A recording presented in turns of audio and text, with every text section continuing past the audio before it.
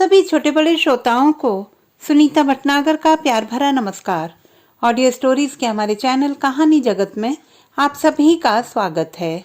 हिंदी कहानियों की श्रृंखला में आइए आज सुनते हैं नवनीत मिश्र जी द्वारा रचित कहानी अपने विरुद्ध। जाओ, अब अपने घर जाओ। मैं भी तो गई थी अपने भैया की शादी में। मैंने देखा था कि कैसे भाभी की माँ ने अपनी रुलाई के आवेग के बीच एक एक शब्द किसी तरह जोड़कर यह छोटा सा वाक्य पूरा किया था, जिसे सुनकर विदा हो रही भाभी ने आश्चर्यचकित निगाहों से अपनी माँ को देखा और उनकी कलाइयों को अपने हाथों में कस कर जकड़ लिया। भाभी नहीं नहीं की मुद्रा में सिर हिलाते हुए बिलख बिलख कर रोने लगी, जैसे कोई अपने कहे को अनकहा करने की कोशिश करता हो। लेकिन अम्मा, हम कैसे जाएं? भाभी अपनी अम्मा से एक ऐसा सवाल पूछ रही थी जिसका जवाब किसी अम्मा के पास कभी नहीं रहा। अम्मा ने भी अपनी अम्मा से यही सवाल पूछा होगा और उस दिन उनकी बेटी उनसे वही सवाल पूछ रही थी। ऐसे कारुणिक समय में जब अपनी कोख की जाई को दूसरे घर भेजते कलेजा मुंह को आने लगता है, अम्मा ने अपने आप को सब तरफ से समेट कर जैसे इसी क्षण के लिए संभाल कर रखा एक बहुत पुराना पल अपने आंचल की गांठ से खोल कर निकाला और विदा होती बेटी को थमा दिया। भाभी के अपनी माँ से कातर ढंग से पूछे गए सवाल कि लेकिन हम जाएं कैसे ने मेरी भी हिचकियां बांध दी थी। हर कुंवारी लड़की को किसी की भी विदाई में अपनी विदाई दीख पड़ती है। भाभी के मायके में इस बात को याद करके अक्सर मजाक होता रहता कि सौभाग्य की विदाई के समय रोने वालों में उसकी ननद भी शामिल थी।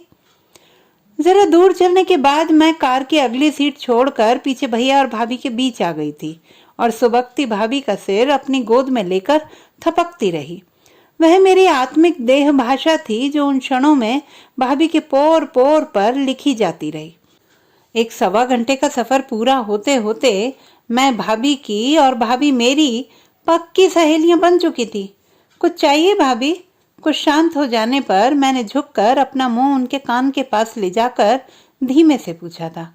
पेप्सी मिलेगी? भाभी ने बच्चों किसी सहजता से पूछा। अच्छा जी, अभी तो रो रो कर आसमान सिर पर उठाया जा रहा था और घर से कुल जमा 20 किलोमीटर दूर होते ही पेप्सी याद आने लगी। मैंने भाभी की चिबुक को अपनी ओर घुमाते हुए कुछ ऊंची आवाज में कहा तो उन्होंने अपनी खनकती हुई कलाई उठाकर अपनी मेहंदी रची हथेली मेरे मुख पर रख दी और चुप रहने के लिए बरसती आंखों से मुझे देखा। उसके तुरंत बाद उन्होंने जिस तरह से मुझे देखा, उस निगाह में भैया की उपस्थिति में ऐसी बात न कहने के लिए प्रार्थना भी शामिल हो गई थी। देखकर लगता था कि भाभी पुराने जमाने के गीता वाली से किसी तरह कम नहीं थी, जो गाने की एक लाइन में गाए गए कितने ही अलग अलग भावों को एक के बाद एक चेहरे पर प्रदर्शित करने में महारत रखती थी। भैया कुछ न सुनने का ढोंग करते हुए खिड़की के बाहर देखने लगे। हालांकि उनके होठों पर उतर आई मुस्कान उनकी अपनाई गई मुद्रा का जरा भी साथ नहीं दे रही थी। जरा देर बाद हम दोनों को आजाद छोड़कर वह खुद ही आगे ड्राइवर के पास वाली सीट पर जाकर बैठ गए। उनके आगे की सीट पर जाते ही हम ननद भाभी को खुसर फुसर करने की पूरी छूट मिल गई थी। भाभी की उम्र उस समय 4-4.5 साल की रही होगी जब वह अपनी माँ के साथ किसी शादी में गई थी। एक तो वह वैसे ही बहुत गोरी, सुंदर और गोलू गोलू सी थी, ऊपर से शरारा पहनकर किसी भी जगह कमर मटकाने के लिए हमेशा तैयार रहती। हर जगह जहाँ कहीं गाने बजाने के लिए औरतें जुटती, सौभाग्य सौभाग्य की आवाजें पहले लगने लगती। तो भाभी अपनी माँ के साथ ऐसी ही किसी शादी में गई हुई थी। विवाह के सारे काम संपन्न होने के बाद विदाई का समय आया। लड़की के माता पिता और सारी औरतें रो रो कर बिटिया को विदा कर रही थी। अम्मा, हम अपने घर कब जाएंगे? तभी अचानक नन्ही सी सौभाग्य ने अपनी माँ से पूछा, जिसको सुनकर सब लोग रोना छोड़कर ताली पीट पीट कर हंसने लगे। विदाई का सारा वातावरण ही बदल गया। सबकी जुबान पर सौभाग्य का सवाल तैर रहा था कि अम्मा, हम अपने घर कब जाएंगे? अरे तुम जरा सा पहले बता देती तो इसी मंडप में तुम्हारे भी फेरे करवा देते मेरी लाडो। मोहल्ले की औरतें सौभाग्य को गोद में उठाकर नाची नाची फिरने लगी। भाभी बता रही थी कि उस नासमझ उम्र में पूछे गए मेरे सवाल को माँ ने कितने दिनों तक याद रखा और आज विदा के समय उसका उत्तर जैसे दे दिया। मेरे मन में भाभी की माँ के लिए आदर मिश्रित प्यार भर गया। बच्चे बचपन में क्या क्या नहीं बोलते, लेकिन किसी एक बात को 20 बरस तक याद रखना और अवसर आने पर उसे सटीक ढंग से रख देने की उनकी विलक्षणता पर मैं मुग्ध हो गई। भाभी के आ जाने के बाद मुझे अनुभव हुआ कि तब तक मैं कितनी अकेली थी। मेरी 2 बहनों की शादी हो चुकी थी, इसलिए भाभी का सारा प्यार सिर्फ मेरे लिए था। हम दोनों एक दूसरे के हाथ से काम छीनते रहते, रसोई में साथ रहते, बाजार साथ जाते, आपस में अदल बदल कर कपड़े और गहने पहनते, एक दूसरे के माथे पर आ गई पसीने की बूंदों को बिंदी बचाते हुए अपनी साड़ी या दुपट्टे के छोर से पहुंचते, एक दूसरे की गलतियों को अपने सिर लेते और जैसे बिछड़कर फिर मिल गई 2 दोस्तों की तरह एक दूसरे पर अपने प्राण न्यौछावर करते रहते। हम दोनों के पास बातों के लिए न जाने कितने भंडार थे, जिनकी जैसे खोई हुई चाबियां हमारे हाथ लग गई थी। अपने माता पिता की अकेली नाजों पली संतान भाभी जितनी देखने में सुंदर थी, उनका मन भी उतना ही सुंदर था। पहनना ओढ़ना उन पर खूब फपता था। नारी न मोहे नारी के रूपा की उक्ति को झुटलाती हुई मैं भाभी के सौंदर्य पर रीझी रहती। मैं कभी कभी उनको अपने सामने खड़ी कर लेती और कहती, लोग तो कपड़ों से सुंदर दिखाई देते हैं, लेकिन आप तो जिन कपड़ों को पहन लेती हैं वह कपड़े सुंदर हो जाते हैं। प्रशंसा सुनकर चेहरे पर उतर आया ललचौहा संकोच उन्हें और भी अधिक कमनीय बना देता।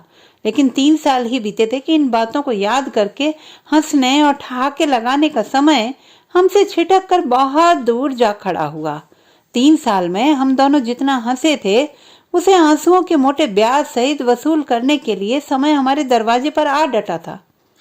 सुदर्शन से मेरे भैया की कार एक्सीडेंट में शत विशत हो गई देह जिस दिन घर पर लाई गई, उसके अगले दिन मुझे सवेरे इंस्टीट्यूट में छुट्टियां होने के कारण घर आना था। पहाड़ टूटना किसे कहते होंगे, मैंने भाभी को देखकर ही जाना था।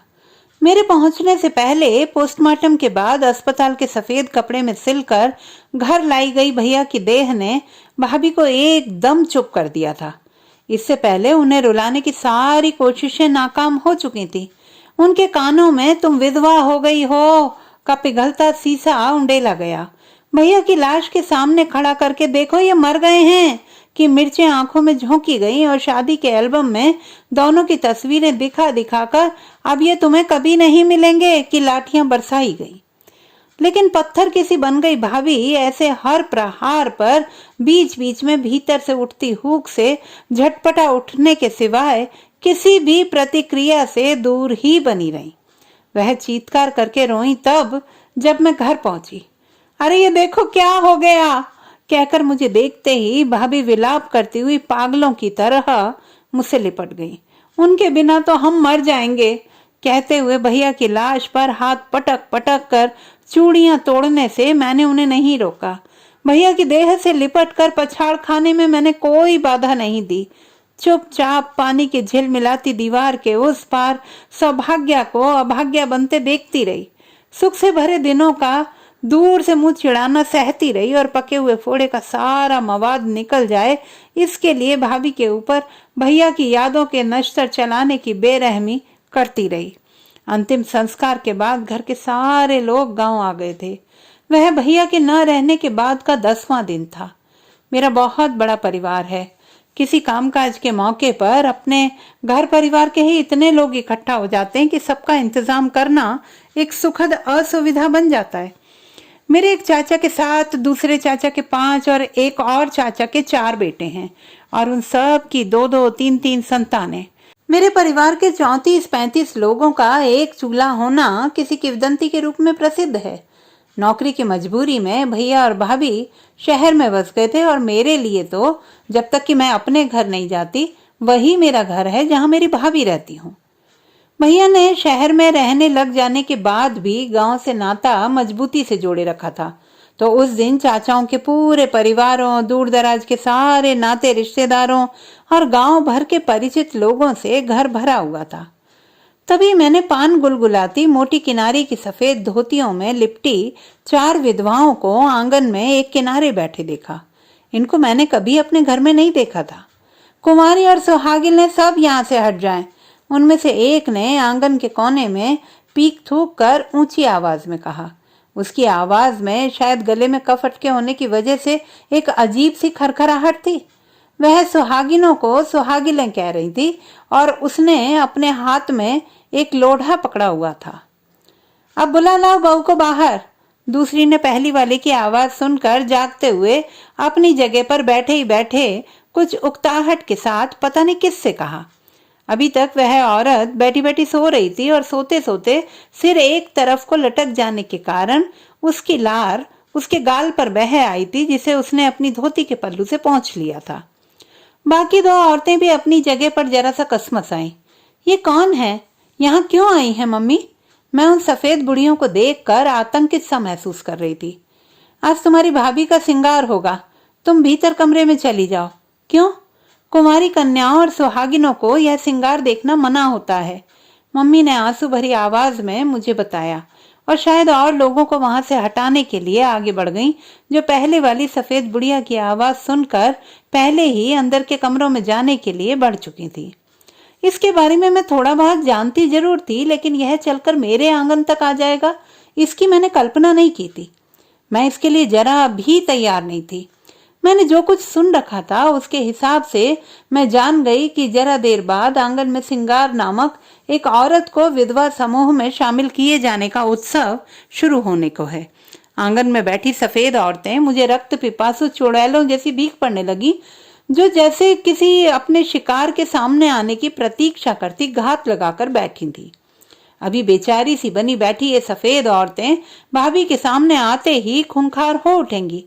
यह औरतें भाभी को खूब लंबी और गहरी सी मांग भरेंगी, खूब बड़ी सी लाल बिंदी लगाएंगी, हाथों को कोहनियों तक चूड़ियों से भर देंगी और जितने बड़े कभी नहीं पहने उतने बड़े बड़े बिछुए उनकी उंगलियों में ऐसे पहना देंगी जैसे खाने के लिए लालच करने वाले किसी बच्चे को डांटने और सबक सिखाने के लिए उसके सामने ढेर सा खाना रख दिया जाए और उससे कहा जाए, ले खा ले मर भुक्के, कितना खाएगा। सफेद बुढ़ियाओं का ये समूह भाभी को याद कराने आया है कि यह उनके जीवन का आखिरी सजना संवरना है। मेरी मम्मी भी इसे बहुत जरूरी मानती हैं, ताकि जीवन में फिर कभी भाभी के मन में इन चीजों के लिए कोई ललक बाकी ना रह जाए। खूब सजा चुकने के बाद ये सफेद चुड़ैलें भाभी पर टूट पड़ने वाली थी। भाभी के सिर पर बाल्टियों से पानी डाला जाता, जिसमें मांग में भरा सिंदूर बालों, माथे और गालों को पार करके आंगन की कच्ची जमीन पर पैदा हुए कीचड़ को सिंदूरी बनाते हुए बह निकलता। हाहाकार करती भाभी की मांग को तब तक खुरचा जाता जब तक कि वहां से सिंदूरी आभा पूरी तरह से मिट नहीं जाती। ओढ़ाई गई लाल चूनर खींचकर सिंदूरी कीच में फेंक दी जाती, उंगलियों से बिछुए नोच लिए जाते और वह औरत हाथ में पकड़े लोढ़े से भाभी की चूड़ियां फोड़ने लगती। और उसके बाद सफेद परिधान में लिपटी मेरी भाभी एक लुटी हुई दुखियारी और सबकी दया की पात्र औरत का विज्ञापन बनकर सामने आ खड़ी होती। मैंने आसपास देखा। आज्ञाकारिणी कुमारियां अपनी माओ का कहना मानती हुई और मेरी दो बहनों सहित सभी सुहागिनें अपने अपने सुरक्षित सुहागों को अपने अपने आंचल में छिपाए कमरों के भीतर दुबकी हुई थी। आंगन में उन चार सफेद औरतों, गांव के रिश्ते की एक विधवा बुआ और मेरे अलावा कोई नहीं बचा था। भाभी के कमरे से बाहर निकलने की प्रतीक्षा की जा रही थी। सबने उनको पूर्व जन्म के पाप का दंड भोगने के लिए उनकी तरफ से पीठ फेर ली थी। आंगन में परंपराओं के जहरीले नुकीले दांतों वाली चार बाघिनें खड़ी थी, जिनके सामने फेंक दिए जाने के लिए हिरनी जैसी भाभी को मैंने मम्मी के साथ कमरे से बाहर निकलते देखा। भाभी को आंगन के बीच खड़ा करके मम्मी भी अपने कमरे में वापस लौट जाने वाली थी, क्योंकि आखिर वह भी तो चांद सितारों से सजी मांग वाली सुहागिन थी। सिर झुकाए चली आ रही भाभी को देखकर मुझे वह दिन याद आया कि उस दिन भी भाभी की चाल कुछ कुछ ऐसी ही थी, जब वह मेरी पक्की सहेली बन चुकी थी और घर में पहला कदम रख रही थी। आप अंदर जाइए भाभी, मैंने जोर से चीख कर कहा। मेरी आवाज सुनकर भाभी और मम्मी के पैर ठिठक गए। ये सब नहीं होगा यहाँ, निकालो इन चारों को घर से। मैंने अपना स्वर सामान्य से काफी ऊंचा कर दिया था, ताकि उसे सुनकर कमरों में दुबकी कुंवारियां और सुहागिनें बाहर निकल आएं। और जो कुछ मैं करना चाहती थी उसमें मुझे संख्या बल का सहयोग मिल जाए। लेकिन आंगन की तरफ खुलने वाली खिड़कियों के पल्लों में हल्की सी दरारें पड़ जाने के अलावा कहीं कोई हलचल नहीं हुई। ये श्रृंगार तो जरूरी होता है बिटिया, विधि के लेखे को कौन मेट सका है। गांव की एक सुहागिन मुझे समझाने के लिए मेरे सामने आई। आपको बड़ा शौक है श्रृंगार का, तो जाइए अपने घर में अपना श्रृंगार कीजिए जाकर। मैंने समझाने वाली सुहागिन के बहाने सभी दुबकी हुई सुहागिनों को ललकारा। गांव की सुहागिन अपना श्रृंगार करने की मेरी बात पर फूट फूट कर रोने लगी और अपने रोने का मुझ पर कोई असर ना होता देखकर रोते हुए और बड़बड़ाते हुए चली गई। चूंकि रोने के साथ बोलना भी शामिल था, इसलिए वह मुझे क्या श्राप दे रही थी मुझे समझ में नहीं आया। आज तेरी भाभी के साज श्रृंगार का आखिरी दिन है बिटिया, मम्मी ने नाक सुड़कते हुए कहा तो चिढ़ की चिनचिनी मेरे सारे शरीर में दौड़ गई। सब लोग कान खोलकर सुन लो, मेरी भाभी का मन करेगा तो वह बिंदी भी लगाएंगी, चूड़ियां भी पहनेंगी और सफेद कपड़े तो हरगिज नहीं पहनेंगी। उनका जैसा मन करेगा वह उसी तरह रहेंगी। इसमें किसी को अपनी टांग अड़ाने की जरूरत नहीं है। मैंने ऊंची आवाज में किसी हद तक चिल्लाते हुए कहा, जैसे मेरी आवाज सुनकर भी मेरे साथ न खड़ी होने वालियों को धिक्कार रही हूं। चारों सफेद बुढ़ियाएं कलयुग की बलिहारी जैसा कुछ कहती हुई घर से चली गईं। तब एक एक करके कमरों से कुंवारियों और सुहागिनों ने निकलना शुरू किया।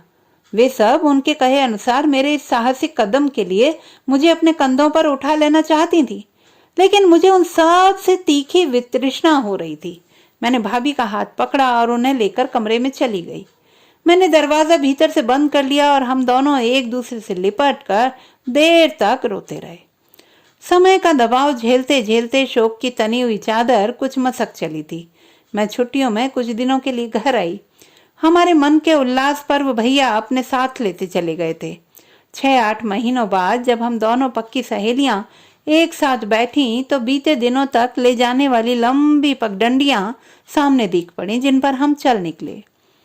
बात चलते चलते जहां आ पहुंची थी वहां मेरी पक्की सहेली ने मेरे एक हाथ पर अपना हाथ रखा और कुछ झिड़कते से स्वर में कहा, नहीं, लड़कियों को भला कहीं इस तरह ऊंची आवाज में बोलना चाहिए। तुम ऐसा व्यवहार कर सकती हो, मैं कभी सोच भी नहीं सकती थी। मुझे उस दिन तुम्हारा इस तरह उन औरतों को घर से निकाल देना जरा भी अच्छा नहीं लगा। ऐसे किसी को अपमानित किया जाता है, जैसे कोई दोस्ती तोड़ता हो। मैंने अपना हाथ उनके हाथ से अलग कर लिया और सिर झुकाकर सोचने लगी कि भाभी के पास से क्या बहाना बनाकर हटूं। कौन जाने, हो सकता है उस क्षण तक मेरी पक्की सहेली रही भाभी को भ्रम हुआ हो कि मैं अपने उस दिन के किए पर आज शर्मिंदा हो रही हूं। तो दोस्तों, ये थी हमारी आज की कहानी। आपको कैसी लगी कमेंट बॉक्स में लिखना ना भूलें। चैनल को सब्सक्राइब करें, लाइक करें और मित्रों के साथ शेयर करें।